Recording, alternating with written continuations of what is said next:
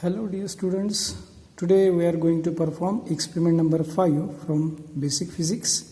This is second experiment related with the electricity.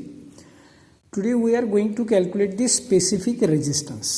आपण मागच्या प्रॅक्टिकलमध्ये Ohm's law पाहिला होता. याचं सर्किटही तसंच आहे, फक्त जी कॉईल आपण यूज केली होती त्या कॉईलचा आपल्याला स्पेसिफिक रेजिस्टन्स काढायचा. Because we know that resistance is directly proportional to its length वाढली की तो वाढणार resistance, and it is inversely proportional to cross sectional area.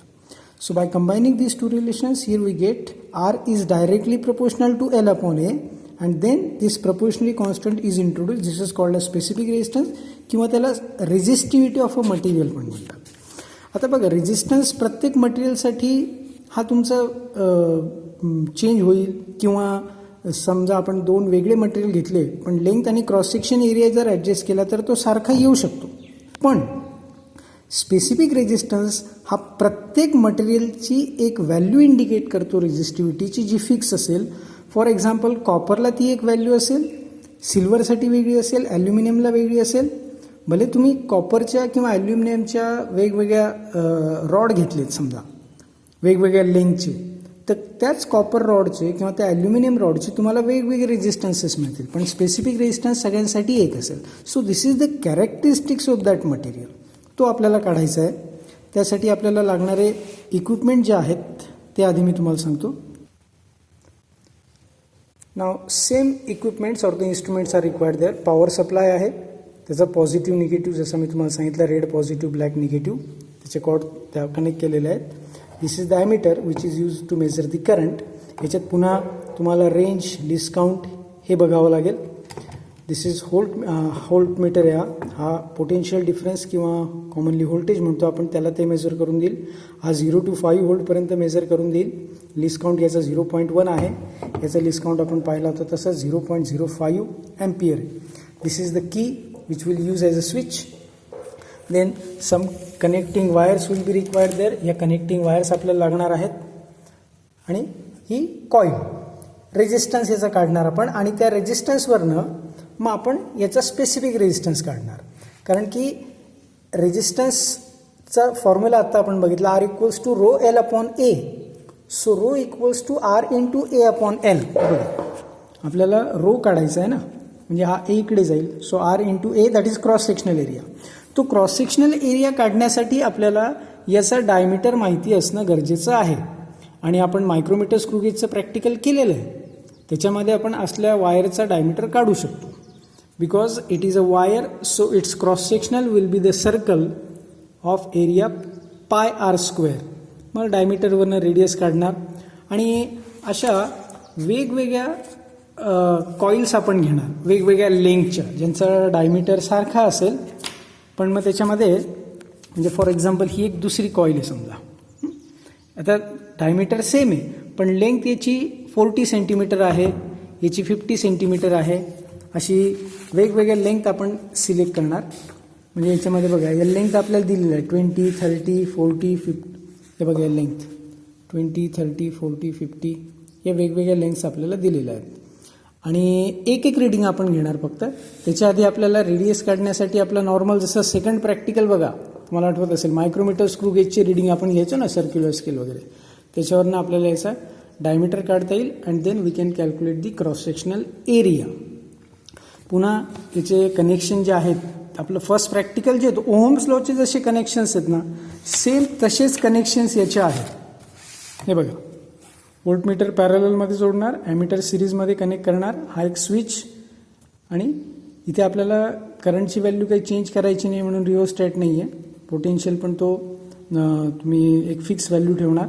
त्या नॉबला आपण फिक्स व्हॅल्यू ठेवलेली असेल पॉवर सप्लायला, त्यानुसार आपल्याला ते करंट आणि पोटेन्शियल डिफरन्स हे इथे कॅल्क्युलेट करायचे. त्याच्यावरनं मग आपण त्याचा रेजिस्टन्स काढणार आणि मग स्पेसिफिक रेजिस्टन्स काढणार. आता ह्या स्पेसिफिक रेजिस्टन्सची व्हॅल्यू मटेरियल एक आहे, लेंथ वेगवेगळ्या आहेत, तरी रोची व्हॅल्यू आपली सारखी आली पाहिजे. म्हणजे या सगळ्या व्हॅल्यू जर आपल्या सारख्या आल्या लास्ट कॉलममधल्या, म्हणजे आपलं प्रॅक्टिकल हे सक्सेसफुल झालं आहे, हे असं तुम्ही चेक करू शकता. आता कनेक्शन्स याचे जसं मी तुम्हाला म्हटलो की याचा पॉझिटिव्ह जो आहे तो ॲमीटरच्या पॉझिटिव्हला येईल, ॲमीटरचं निगेटिव्ह जे आहे ते ह्या कॉईलला जाणार. त्यानंतर कॉईलचं एक टर्मिनल हे कीला येईल ॲज अ स्विच आणि कीपासून मग नंतर या पॉवर सप्लायच्या ब्लॅक वायर जी दिसते आहे त्या ब्लॅक वायरला येईल, म्हणजे दुसरं टर्मिनल हे निगेटिव्हला कनेक्ट झालं. आणि मागच्या वेळेला जसं सांगितलं तर इथनं पुन्हा 2 वायर्स घ्यायच्या, याला पॅरललमध्ये हा व्होल्टमीटर जोडायचा. त्यामुळे फर्स्ट पार्ट जो आहे त्याची क्रॉस सेक्शन एरिया काढण्यासाठी आपला मायक्रोमीटर स्क्रूगेज सारखाच आहे. आणि मायक्रोमीटर स्क्रूगेजचं प्रॅक्टिकल इंडिव्हिज्युअल तुम्ही केलेलं होतं तर तुम्हाला लक्षात आलं असेल की रिडिंग कसं घ्यायचं. त्यामुळे हा पार्ट काही कठीण नाही आहे तुमच्यासाठी. हा पार्ट मात्र सेकंड पार्ट जो आहे दॅट इज न्यू. म्हणजे हा पण ॲक्च्युली आपण ओहम्स लॉमध्ये केलेलं तसंच करायचं आहे. मग मी तुम्हाला कनेक्शन्स करून दाखवतो. Now see as per the circuit diagram connections are very simple. Power सप्लायचा पॉझिटिव्ह जो आहे it is connected to the positive of the ammeter. ॲमिटरचं दुसरं टर्मिनल जे आहे हे कॉईलला गेलं ज्याचं रेजिस्टन्स आणि नंतर स्पेसिफिक रेजिस्टन्स काढायचा आपल्याला.